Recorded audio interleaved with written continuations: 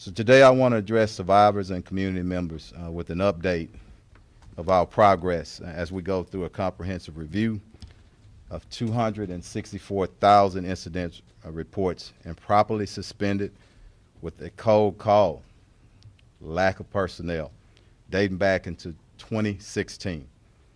Let's look at the overall numbers. Of that 264,000, we have reviewed 81,650 incident reports. That's 1/3 in as little as 6 weeks.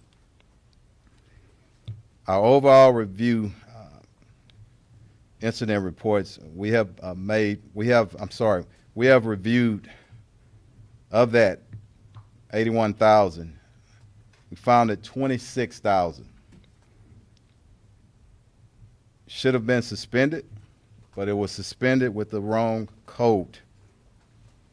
These codes include lack of leads, arrest by patrol, arrest by emergency detention order. There's also a concern that homicides were included in this number. Thus far, we have found only one incident.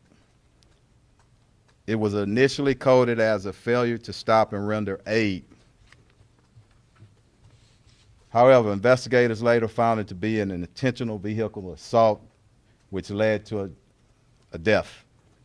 That investigation is still ongoing. Let's look at major assaults, which is another one of our priorities, and incidents that involve domestic violence. Out of 807 family violence incidents reports we identified, we have reviewed all. This has resulted thus far as filing 5 new charges against 5 suspects. To this date, our community affairs officers and our differential response team officers who are not in the calls for service loop have made 1,669 visits to those adult crime and family violence victims who we couldn't contact by phone, text, or email. To the number one priority, sexual assault. As of this morning, 4,017 adult sex crime incident reports was suspended. As of this morning, we have reviewed 3,948. The vast majority of those reports, 3,079, have been inactivated with no workable leads at this time. And again, that means we've taken this investigation as far as we can, again, at this time.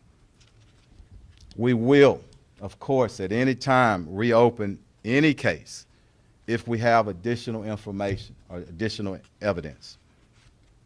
There's been some questions about whether any of the reports are concerning child sexual assaults. When this review first started in February, early February, we said that some of the incident reports were improperly coded or labeled incorrectly. Reviewing these reports, we found that some were initially labeled as a child, but in fact were adults. Those reports have since been corrected. There are also some incident reports that occurred when a victim was a child, but those victims didn't report it to the department until they were adults.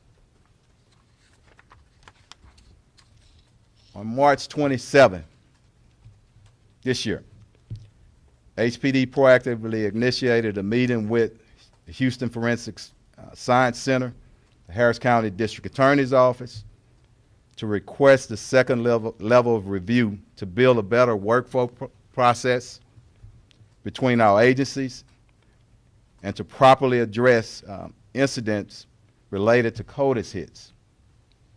We initially asked the Houston Forensic Science Center to review 4,017 adult sexual assault incident reports. These were the initial reports that were prioritized based upon their offense title. The next step was to look at the remaining special victims incident reports. This means that we also asked Houston Forensic Science Center to review 5,085 other incident reports assigned to the Adult Sex Crime Unit, which were mostly indecent assaults, and indecent exposures type incidents. There were some sexual assault incidents that were not captured in the initial data pool, but upon a manual review, we found, and some of these numbers just came in a few hours ago, 220 additional sexual assault incident reports that were not captured because of the title.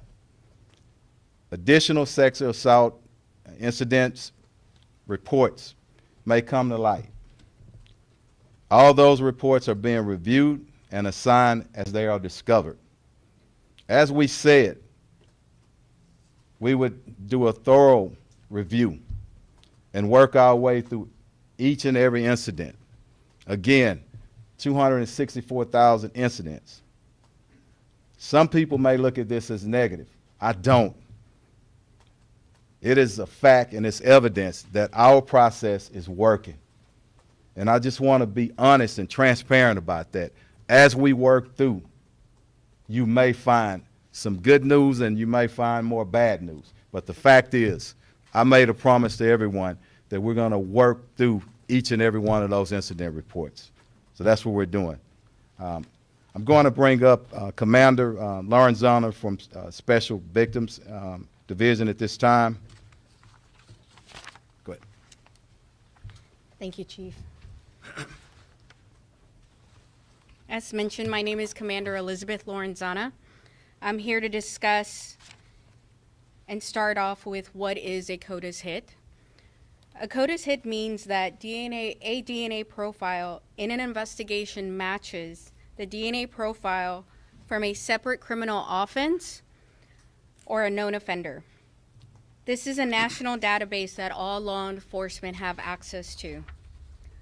Following the meeting that occurred on March 27th with the Houston Forensic Science Center and the Harris County District Attorney's Office, we provided the list of adult sex crime incident report numbers to the Houston Forensic Science Center, and of the 4,017 incident reports, the Houston Forensic Science Center reported back to the Houston Police Department that 1,147 adult sex crime incident reports had sexual assault kits tested for DNA. During this review, we learned that the DNA evidence for 291 incident reports were uploaded to the CODIS database, and this resulted in 76 CODIS hits. Since then, special victims investigators have successfully uploaded all lab reports and assigned these incident reports for follow-up investigation. This involves the collection of buccal swabs from the cases involving offender hits and ensuring that case information is compared and exchanged for the case-to-case hits. Out of those 76 incident reports with DNA CODIS hits, 51 of them either have complainants who do not want to move forward, a suspect who has already been charged, or our attempts to contact the complainant have been unsuccessful. We are now sending officers to their last known location to follow up on their investigation. That is the update on the 4,017 incident reports. As a reminder, those were prioritized based upon their offense title. I have directed investigators to make attempts to collect buccal swabs for the CODIS database hits involving known offenders. This confirmation is a requirement to proceed with criminal charges. I am collaborating with both the Houston Forensic Science Center for buccal swab comparison requests and the Harris County District Attorney's Office to introduce the presentation of case investigation facts and the filing of charges if accepted. As Chief Finner mentioned earlier, there are also an additional 5,085 incident reports assigned to the Special Victims Division with the suspended lack of personnel code. We asked the Houston Forensic Science Center to review those incident report numbers as well. Out of that review of incident report numbers, the Houston Forensic Center reported that there were the results for 57 sexual assault kits that were uploaded into the CODIS database. I have since been informed that the analysis of these 57 sexual assault kits resulted in 19 CODIS database hits. Since Monday, we've learned that one of the initially reported 96 total CODIS hits is a duplicate, bringing the actual total number of CODIS hits to 95 incident reports. Once the Houston Police Department learned of these CODIS hits, our Special Victims Division investigators have made it a priority to review these incident reports. And all 95 have been reviewed. We've ensured that the lab results are documented, and those needing case investigations have been assigned. Since we provided this information on Monday as well, we have met with the Houston Forensic Science Center and the Harris County District Attorney's Office to discuss notification processes to ensure all CODIS database hits are handled properly. These investigations are very complex. They involve multiple interviews, evidence testing, obtaining lab results, and survivors deserve a trauma-informed response. Additionally, as of yesterday, investigators have scheduled forensic interviews with the Texas Forensic Nurse Examiners for 395 survivors. I want to emphasize to all of our sexual assault survivors that if you have any questions about your case, please contact us at the Special Victims Division at 713-308-1180. Thank you. Thank you very much, Amanda.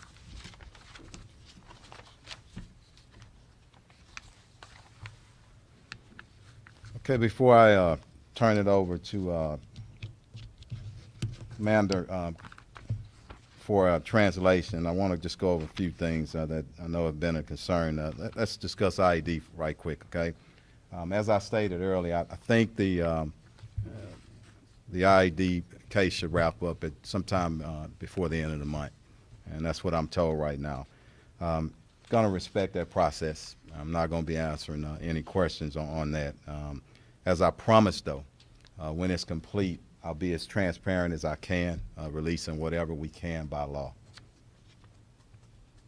Also, let me discuss staffing.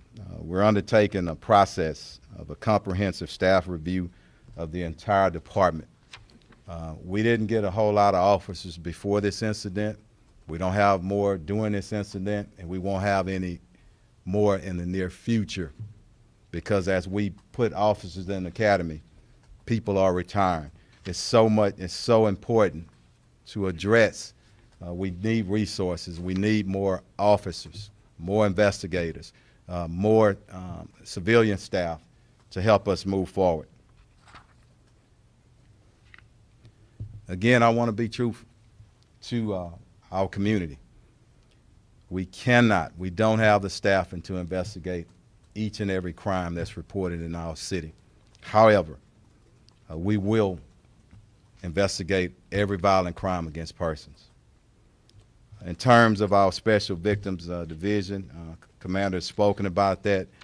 We're going to move to permanently assigning more investigators, more civilian staff, also into our Major Assaults Division as well. Let me bring up now Commander Hector Garcia for translation in Spanish. Thank you. Thank you. Buenas tardes. Hoy el jefe de policía Troy Finner se dirigió a las víctimas y miembros de la comunidad con una actualización sobre nuestro progreso mientras realizamos una revisión integral de los 264,000 reportes de incidentes suspendidos indebidamente con el código llamado falta de personal, que se remonta al año 2016. De estos 264,000 reportes, hemos revisado 81,650, la tercera parte de ellos, en poco más de 6 semanas. Existe la preocupación de que casos de homicidios han sido incluidos en estas cifras. solo hemos encontrado un incidente. Inicialmente se codificó como un accidente automovilístico, donde el conductor no se detuvo a rendir ayuda, pero los investigadores descubrieron que más tarde que se trataba de un acto intencional que provocó la muerte. Esta es una investigación activa. Hemos revisado todos los 807 reportes de incidentes de violencia doméstica y esto ha resultado en la presentación de nuevos cargos contra 5 sospechosos. Se han realizado un total de 1,669 visitas a aquellas víctimas de delitos sexuales y violencia familiar de adultos con las que no pudimos comunicarnos. Hasta la fecha, de los 4,017 reportes de incidentes de delitos sexuales contra los adultos suspendidos con el Código Falta de Personal, hemos revisado 3,948 de esos incidentes. La gran mayoría de estos informes, de estos reportes, 3,079, han sido desactivados sin pistas viables y continuaremos con la investigación si sale a relucir nueva información. También se ha preguntado si algunos de estos reportes se refieren a agresiones sexuales hacia niños. Al revisar estos reportes encontramos que algunos fueron catalogados inicialmente como que involucraban a un niño, pero en realidad eran adultos y desde entonces estos informes han sido catalogados adecuadamente. También hay algunos reportes de incidentes que ocurrieron cuando la víctima era un niño en el momento del incidente, pero no se presentó a denunciar el delito hasta que era un adulto. Le pedimos al Centro de Ciencias Forenses que comparara otros 5,085 reportes de incidentes asignados a la Unidad de Delitos Sexuales para Adultos, que en su mayoría eran incidentes de agresión y exposición indecente. Tras la revisión manual encontramos aproximadamente 220 informes de incidentes de agresión sexual adicionales que no se capturaron debido a su título original. La comandante Lorenzana habló sobre CODIS. En inglés, la evidencia biológica y genética que identifica individuos se le conoce como DNA. En español, las siglas son ADN, referente al ácido desoxirribonucleico.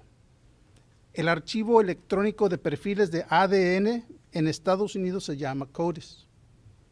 Un resultado positivo de CODIS significa que el perfil de ADN de un conjunto de evidencia coincide con el perfil de ADN de un delito penal separado o de un delincuente conocido.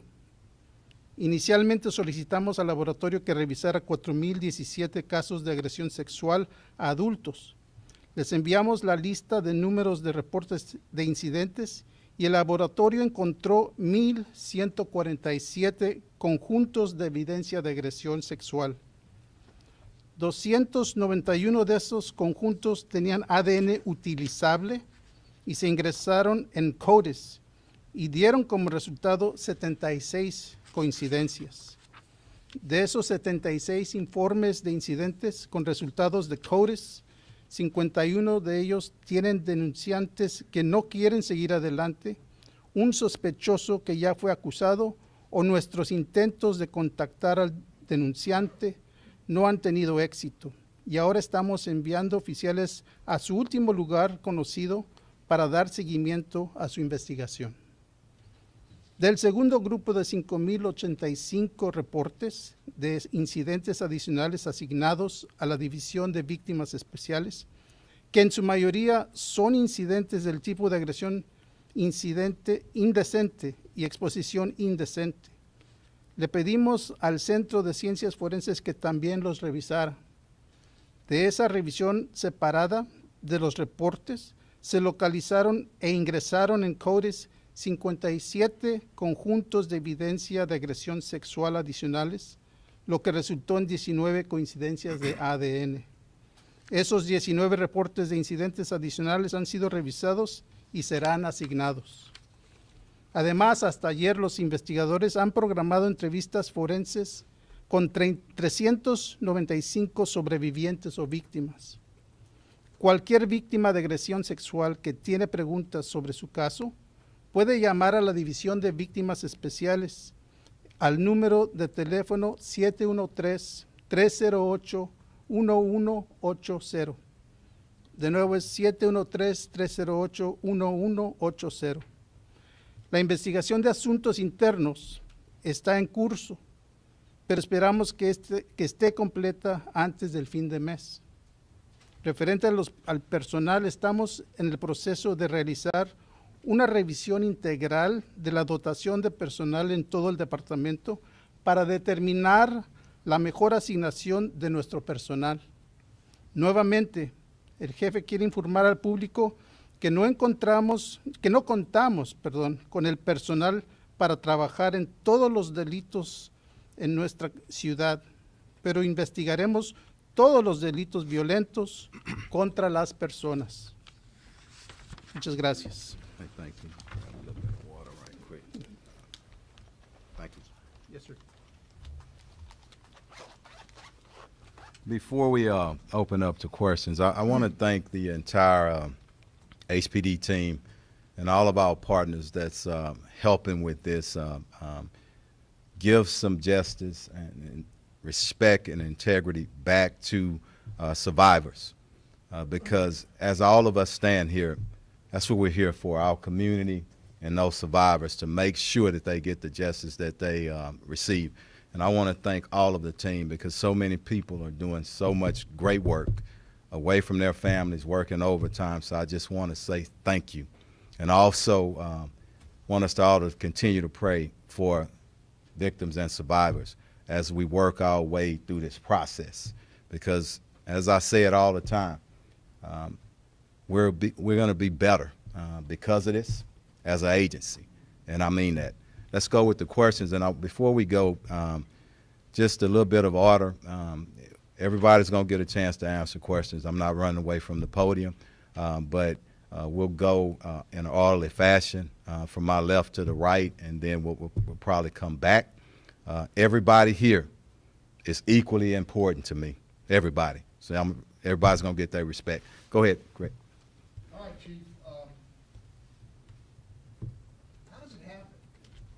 You've got dead, solid scientific evidence connecting to a known offender, and it doesn't get investigated. How does that happen? It's not a smash and grab. It's not a stolen bike. It's not a minor crime. Yeah. How does that happen? As you know, that's what we're trying to work our way through, and we're not going to have all those answers today.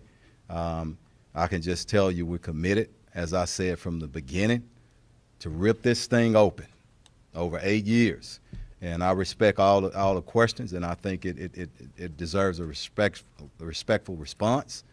Not going to have all the answers today, but I tell you, I'm so laser focused, and my entire team, of determining how it happened as part of the I&D investigation, but at the same time, let's move forward to do whatever we can to expedite investigating these cases, look at our processes, look at who did what when, and that's a part of it. But I hear the frustration. We all are frustrated. This is Houston. This is HPD, and I expect better. Next question. Can you clarify the state of these 1,100 sexual assault kits? Are we to understand that they were taken and had already been tested and completed, or did the test need to be complete? We've heard about backlog. I'm going to let my commander speak to the specifics of it. Yeah. For the 1,100 that you're asking, the test had already been completed. We have an automated system where as soon as the lab, let me rephrase that, as soon as the property room receives it, the lab is notified and the lab goes and collects that, and they're tested. So what we compared were incident numbers, or asked for them to compare that and receive the notification back on how many CODIS hits had been notified. Okay. Does that answer your question? I think so. Okay. So, one follow-up. So it was a matter of someone checking again that the test had been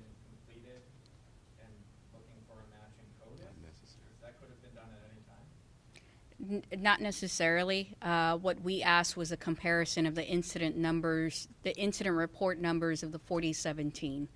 And they compared that with the information that they had. And that was when we got the initial 76 CODIS hits, that's where we received it from. Okay, next. How many complainants of the 4017 adult sexual assault incident reports have reached out to HPD directly? I'm not sure that we have a number, and if we don't, I should have gotten that number before we get. You're talking about on the website or calling in or whatnot. We'll get that for you because I don't know if we have it. Okay, go ahead. For the 3,079 cases without workable leads, can you put that into perspective in terms of, is that common for those not have workable leads? Go ahead. Or is it You, because of Chief. the fact that they were suspended Yeah. at this time that elapsed? Step up. So for the 3,079 that don't have workable leads, we've gone as far as we can with those. It's not necessarily they all had sexual assault kits. There were no additional leads. However, we will open them if we get any additional information. Okay. So Chief, November 4th is when you say you first learned about this code, and you say at that executive command meeting, you gave an order for this code never to be used again. Why was no general order issued in writing on November 4th that would have gone out to every staff member at HPD? And if not, was that a failure not to issue a general order? We'll speak to all that and more, and I promise you, upon the completion of the IED, that's part of it. Okay, we'll speak to it. Go ahead. But can I ask a follow-up Yep, to that? go ahead. Why was no general order issued that day? We'll speak to it. Okay, all right. Y'all trust me on that one. Okay, Of all right. the 1,147 sexual assault kits that were done and gone through that automated process, I understand part of that automated process is that the forensic team emails those results to police, and then if the CODIS hit comes up, they email that CODIS hit to police. How long were these results sitting in a police inbox for? So I don't have a response to that. However, there are multiple emails that are received from the lab. One is we receive a notification if a profile is developed and is uploaded into the CODIS database.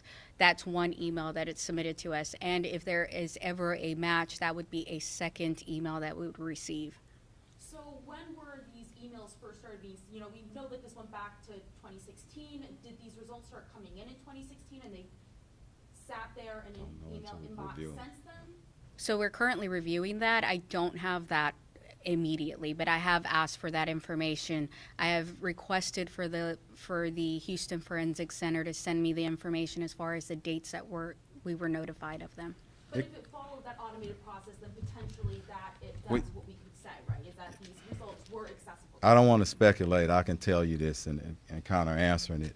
We don't have all the answers. Some are sitting in a report, incident report that hadn't been worked. Some of these, there's already work done on them and properly labeled. We simply need more time to go through it. But let me tell you, this is very important. I spoke with the FBI SAC Williams this morning. I spoke to the Regional Director Brown from DPS.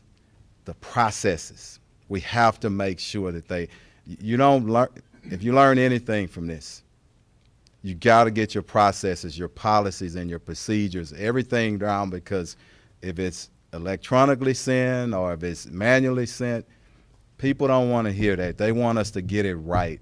So the FBI, DPS, our Houston Forensic Science Center, the DA's office, and the police department, that's what you're going to see us sitting down and coming up with a robust process where we don't miss anything, and we don't have all the answers today, and when we do, we want to get that to you, because I think it's important to know but you remember we're going back 8 years, and we're just finding out some of these things as early as today. These numbers will change on us, but we're going to be thorough, and we'll report back to you as soon as we can. Okay? You mentioned 220 additional sex assault incident reports, and you mentioned that this is good news because this is working. The process. But how confident are you that the community are seeing this? Yes, the process is working, but it's less of a trust in this entity. You know what? Anything that comes up that could be considered negative on here, we got to own it. You're not going to hear me getting up here making excuses, but I will say this is what I set out to do when we first found out the extent of this, 264,000. That's huge, and I knew it was going to take a lot. But again, I've always complimented, and I'll continue to. The citizens of Houston are different. They're sophisticated. Even when they're hurting and disappointed, they still have some level of trust in us, and we're not going to continue to violate that. And even answering these questions today, I have to be true and honest, and don't rush. People want answers right away. You don't have those answers. You have to be thorough. I don't want to miss anything. And that's why we went back on some of these incident reports. The first review, a second review, then proactively sending a huge number of incident reports over to the Houston Forensic Science Center, proactively.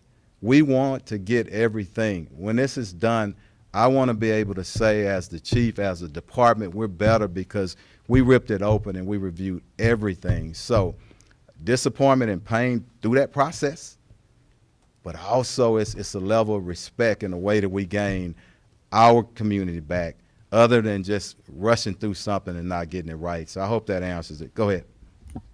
In the meeting you had with the Forensic Center and the DA's office, I don't know if you could talk a little bit about, was there a question like with the crime lab, reaching out to them about, we have these 4,000 sexual assault cases. We need to find out and get our bearings, has testing been done? Do we need to do new testing? Is that sort of what you were trying to do with the crime lab and with the DA's office? Were you trying to get a sense anything? I'm sorry. Were you trying to get a sense as to, right. Once we get the information, how can we proceed with these cases to prosecution? Well, I guess, I don't know if you could talk a little bit about that. Yes, that's part of it. And I've spoken with our DA. I've spoken about funding, okay? As these cases, and Commander explained some of the complications and the challenges with sexual assault type cases, it takes time. But as we get through our process and evidence comes in and evidence from the lab, it's going to get to a point that we have to work with the DA's office, and we're working with them to make sure that we have a system set up, a process set up, where when we feed in, they're servicing and we get people arrested. So that is arrested and charged, I meant to say. So that's part of the process, and those meetings are ongoing, and they won't stop. I think the first thing, got to sit down, all entities, and make sure that you're listening to one another. What's going to make this thing work? How do we not get here again? Okay? Go ahead. Thank you, Chief. Thank you. At our off-camera roundtable the other week, you had mentioned some charges have been filed since the reexamination, reopening of these cases.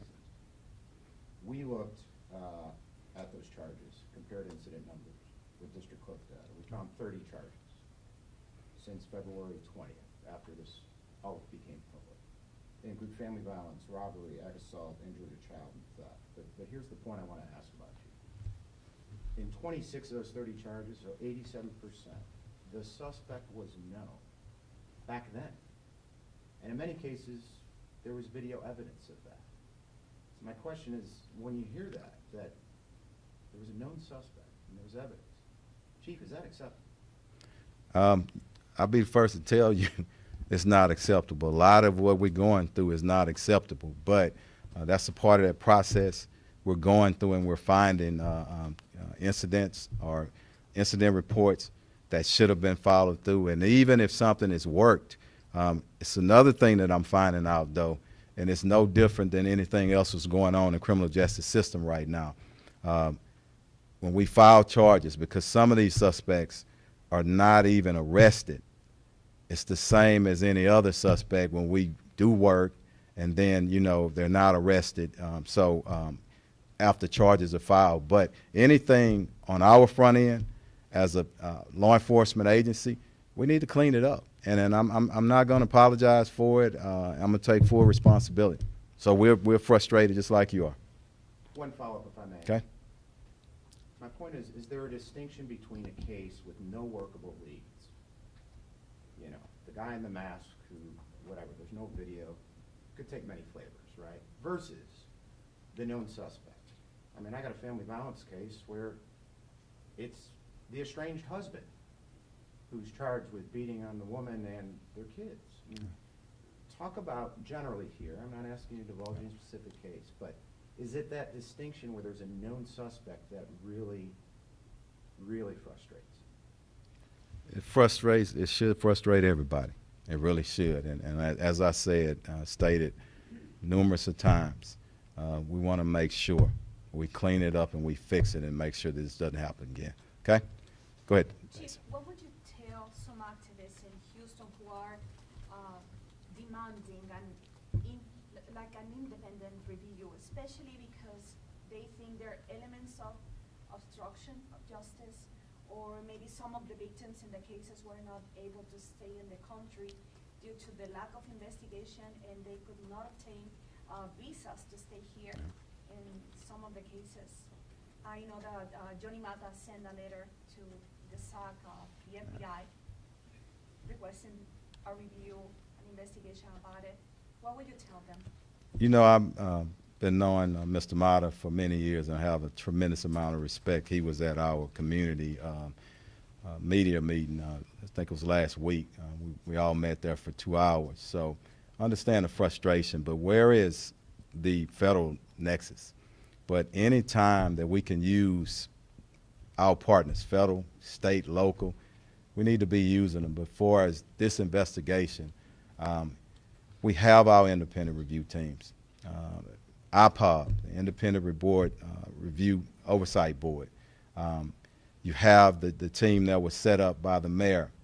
All those entities and those groups are independent of our ID investigation. I want to say this as well.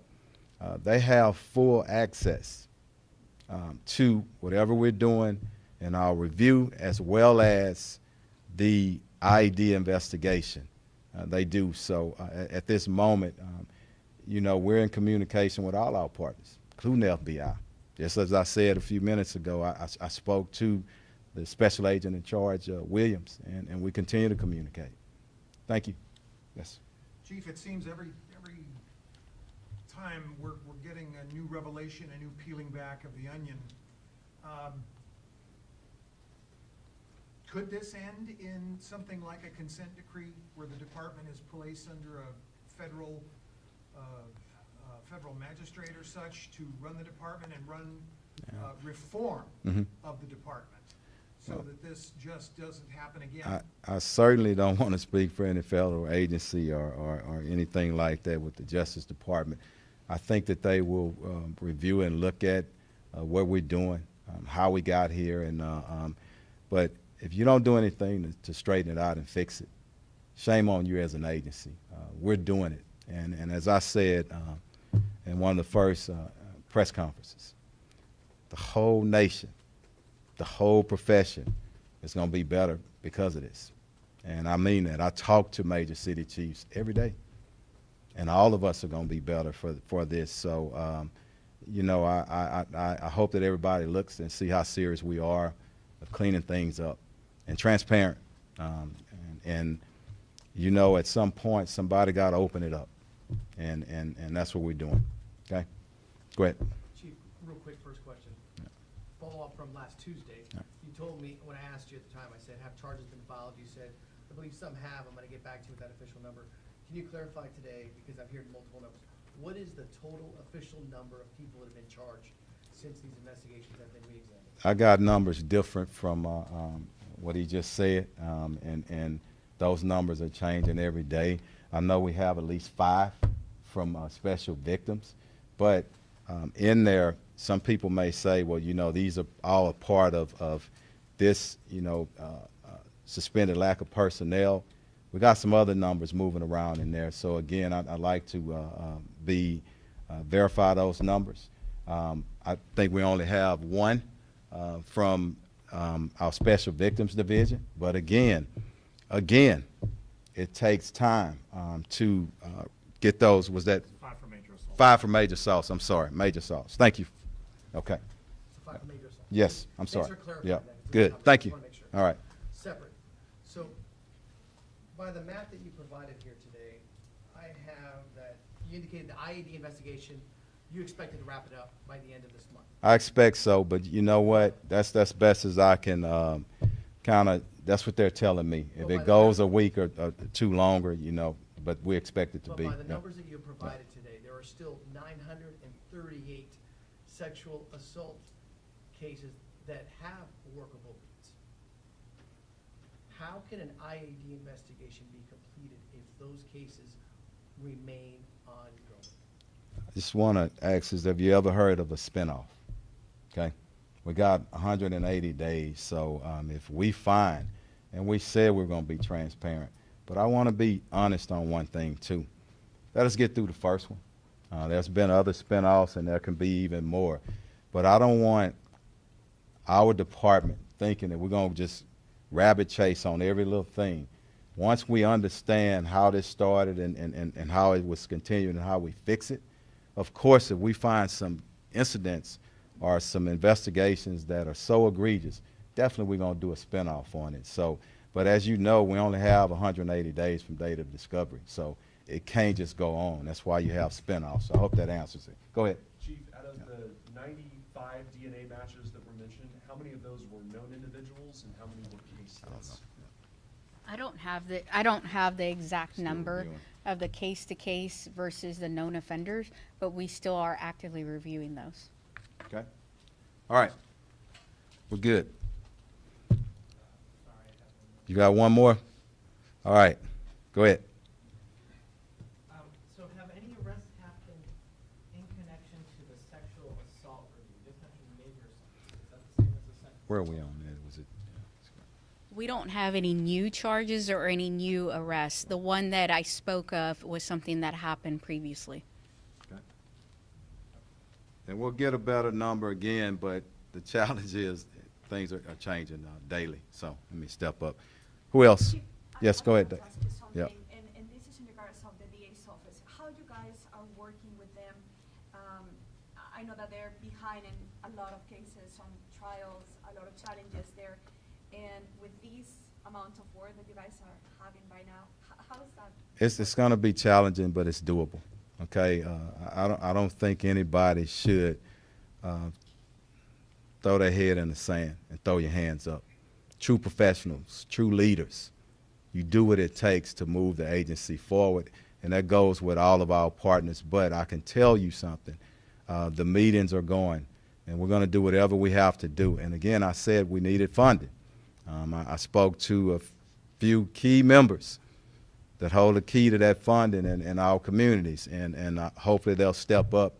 We got to work overtime, whatever process we have to do, we're going to do. You had one over here, and I'll get you. Yeah. We're going to do about two more, okay? Go ahead. You mentioned Mr. Jones as a target and a witness of this investigation. Can you tell us how many targets we have in this investigation? I can't. I don't even know that number. And you know, it's almost in completion. And then I can promise you, you're going to see a different product coming out that you probably ever seen from an IED investigation, because we need to be transparent. But I got to balance and not violate a law of 143, and that's that code that governs the investigations and what. But we will present a lot of information that we can legally present to you. Okay, go ahead. For Commander Lorenzana, Go ahead. please, a follow-up on the CODIS. You mentioned that you don't know case-by-case numbers versus known individual DNA match numbers at this point. Why not? I don't have the exact numbers. Well, you've had it for 2 weeks. You met on March 27th with the crime lab. They give you the hits. The crime lab's already done its due diligence with half of those cases, and they say 39 came back to a known individual. So if these are the top priority and there's DNA matches, one would think would be the top of the top priority. So I don't have the case-to-case numbers. For a case-to-case, whenever we get the information on a CODIS hit, the evidence or the DNA profile may be from somebody that is known or not known. And so we'll go different avenues. If it's a known suspect, then we would have to go through the process of obtaining a buccal swab from them. And if it's not, and if it's unknown, then we proceed with a case-to-case and exchanging information with, you know, sometimes a case-to-case might be both HPD cases, or it might be a Houston Police Department case and a Texas City Police Department case. And so on those particular ones, we would have to exchange information. And so those numbers are going to be changing. So I don't have the exact number for you today. The important thing, the Thank important thing is to know that we're working on it, and we're going to be transparent when we get it. That's the problem, and that's the challenge when people are just sharing spreadsheets and without looking into the back. It requires a lot more work, and everybody can talk, and everybody can put their recommendation out there. But you know one thing about the police department, we got to try to do our due diligence and get it right. It's not fair to the citizens. So, but whenever we get it, we'll get it to you. Final question. Chief, Go ahead. last Tuesday, you informed us that Jim Jones was a target/witness with regards to this investigation. Even in that characterization, 2 days later, he was still putting out circulars in the department. Why was he allowed to continue to form the policy of this department if he was, in your words, a target or witness in this investigation? Let me explain circulars. It's a long process. They don't start just one day, most of them, and the next day I sign it off.